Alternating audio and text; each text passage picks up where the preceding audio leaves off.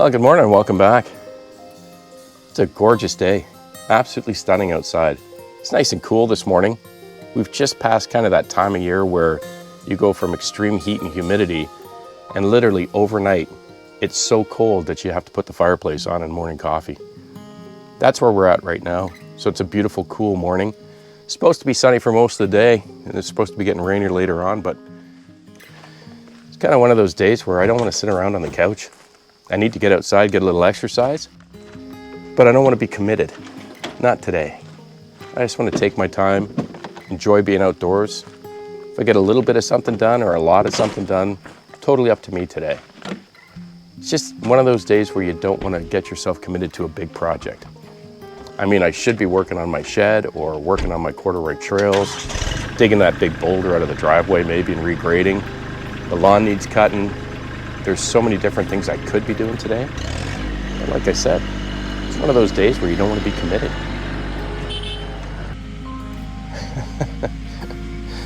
The old log pile. I'll bet a whole bunch of you are wondering what's taken me so long to get through this log pile. It's been here since last October. But I think we all have kind of, some of those projects where we tinker around at them from time to time, but we're not in any rush to get them done. I mean, the only rush we have here is to get it done before the snow flies. But in the meantime, this log pile is kind of that little project for me, or that little chore to do. It's just something that I know is there for days like today, when I don't want to be committed to a 5 or 6 or 7 hour day, but I do want to get outside, get a little bit of work done. So I just, I pick at this log pile when I have days like today. Whether I buck one log up or I buck 10 up, doesn't matter. As long as I get outside, get the body and the blood moving, get a little work done, and then head back and relax for the rest of the afternoon. I'm sure we all have these kinds of projects at home. This one's mine.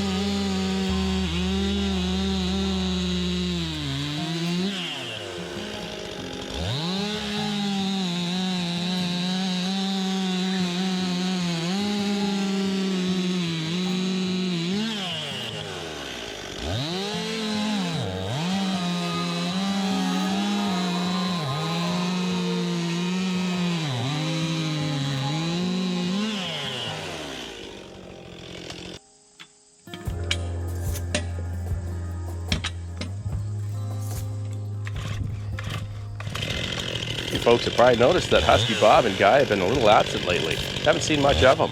That's because they're both keeping pretty busy.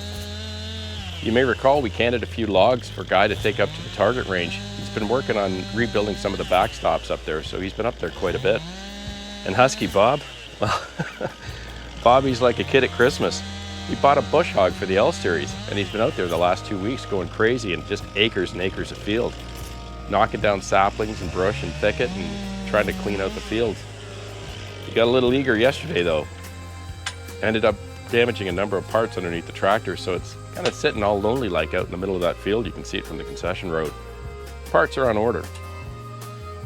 But just a little tip for you new tractor owners. Bush hogs can take down a lot of brush and woody objects, same as flail mowers.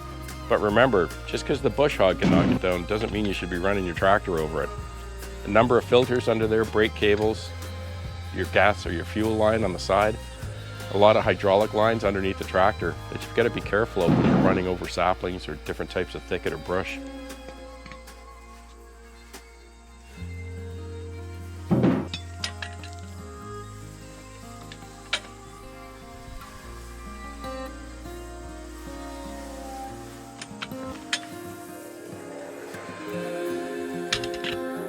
If you folks remember back about a week and a half ago, you saw me using hand files for the first time. I was filing that new chain on my 462. And I was surprised that only one of you picked up on something. Because usually you guys have eagle eyes and you pick up on everything. I think it was David or Dennis, I'm not sure, but you were absolutely right.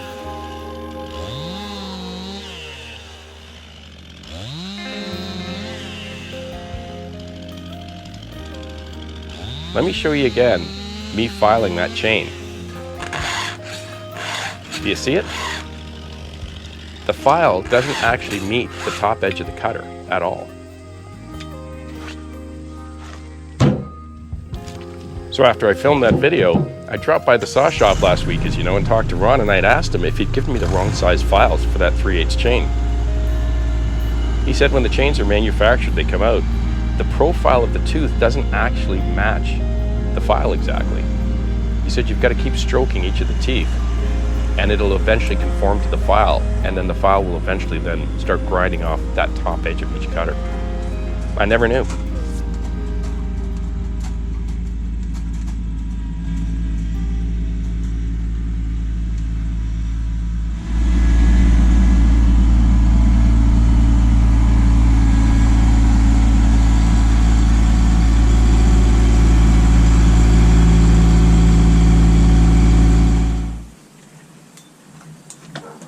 That's nice wood.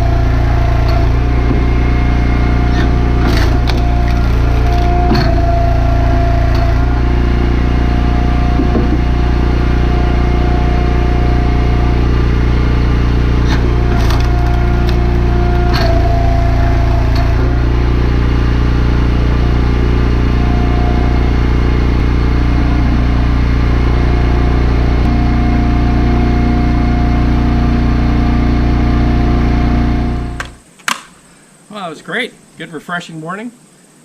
Only got a couple of logs done, but it didn't matter if I did 2 or 5 of them.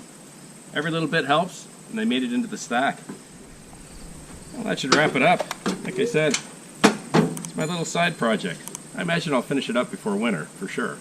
but it's nice to be able to get out for a couple hours, get a little exercise, enjoy the fresh air. And I'm going to take advantage of being here, and I'm going to slide into the shop, see if I can file this chain down nice and sharp on the 462. Have a wonderful week with your families. Please be kind to each other. I'll see you again right here. I'm Gord Potter, and you've been watching GP Outdoors. Cheers.